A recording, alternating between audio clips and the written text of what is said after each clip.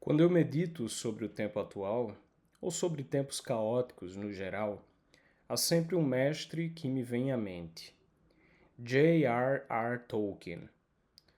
Todo mundo sabe que eu aprecio muito a obra de Tolkien, isso não é segredo. Além de um universo fantástico riquíssimo, belo, com temas muito variados, com idiomas intrigantes que ele mesmo criou, além de tudo isso que compõe a mitologia tolkieniana, ele também conseguiu sintetizar em sua obra muito da nossa realidade. As graças e os males que o nosso mundo enfrenta, as virtudes e os vícios aos quais o homem pode sucumbir, os dilemas morais e espirituais com os quais podemos nos deparar e uma série de outros conflitos e dramas humanos. É por isso que nós podemos extrair conselhos valiosíssimos da obra de Tolkien sobre como podemos enfrentar os nossos problemas e conselhos sobre como viver nesse mundo. Afinal, é perceptível que a obra de Tolkien ela parte de um diagnóstico sobre o nosso próprio mundo, num contexto em que as nações estavam se afastando de Cristo, esquecendo seu evangelho, negando sua identidade cristã. Tolkien era um católico devoto, um católico de comunhão diária. E ele viu em sua época o afastamento da Europa de suas próprias raízes, a negação das raízes cristãs da Europa. Um processo que hoje já parece quase que consumado.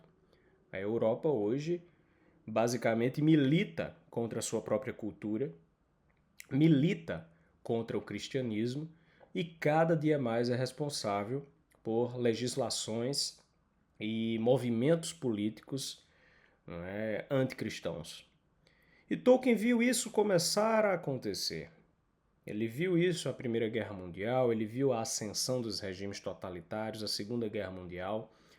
E na sua obra mais conhecida, O Senhor dos Anéis, ele demonstra como não adianta buscar qualquer solução para os problemas do mundo sem antes buscar uma grande restauração moral, que era exatamente o problema com o qual a Europa se deparava naquela época. Não adiantava buscar a solução dos problemas da Europa através dos acordos falhos, dos tratados, que na verdade levaram apenas a uma outra guerra pior do que a anterior. A política relativista, que não aceita certo ou errado, bem ou mal, não estava conseguindo lidar com as coisas. E hoje em dia nós experimentamos um pouco disso também, porque as nossas democracias liberais parecem se tornar cada vez mais totalitárias. Os mecanismos democráticos, aparentemente, não dão mais conta de garantir o poder do próprio povo. E nós vemos os sistemas políticos que se dizem democráticos se voltarem contra o próprio povo. Tudo isso por falta de uma ordem moral que dirija a política.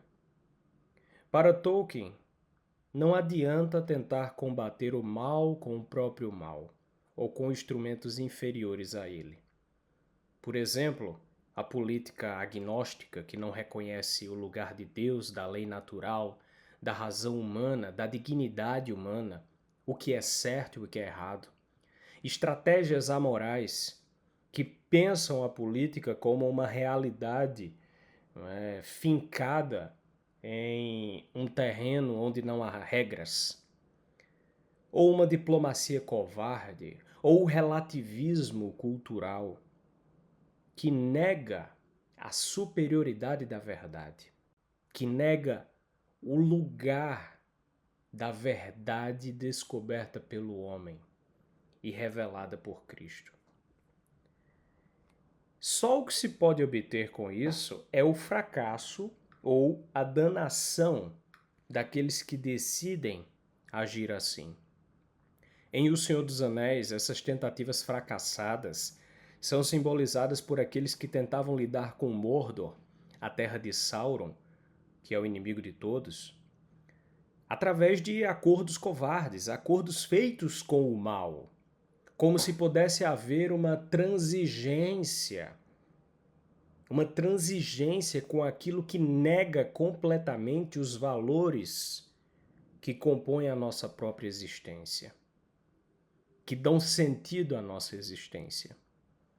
Ou ainda através daqueles que tentavam usar o anel do poder, o anel de Sauron, contra o próprio Sauron, e com isso fortaleciam o mesmo Sauron, pelo uso do um anel.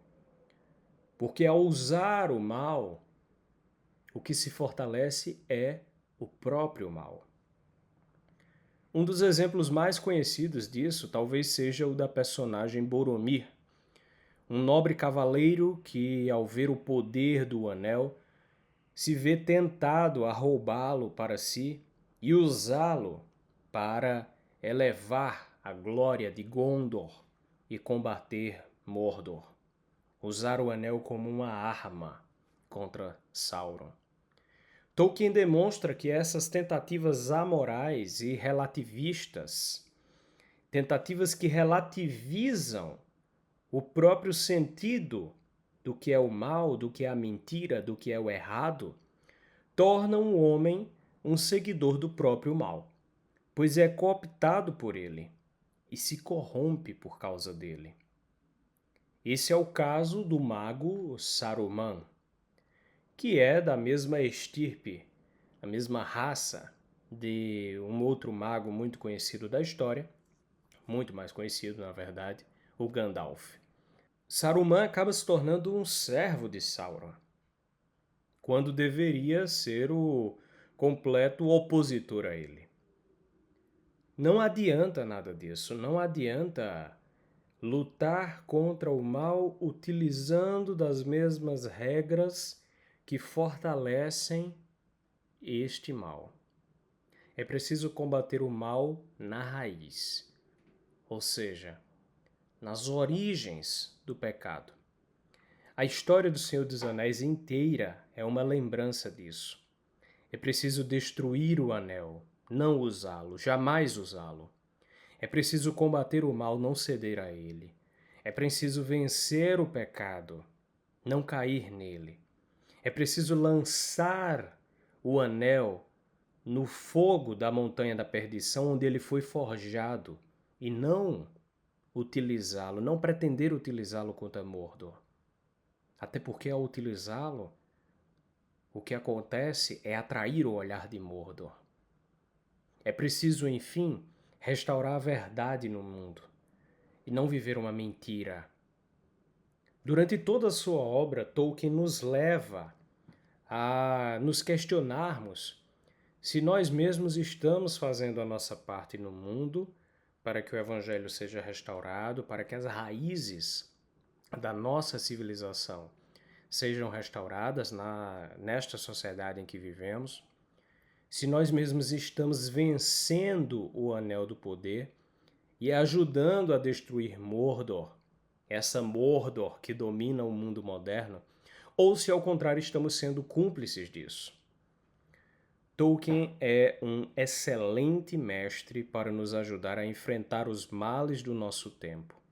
Ele nos instiga a fazer a nossa parte, a buscar o desenvolvimento das virtudes e nos aproximarmos de Cristo, nosso Senhor, para restaurar o seu Evangelho, restaurar o lugar da sua verdade, recuperar a cidadania da cruz em nosso meio.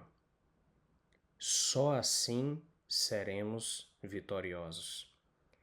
In hoc signo vinces, neste sinal vencerás.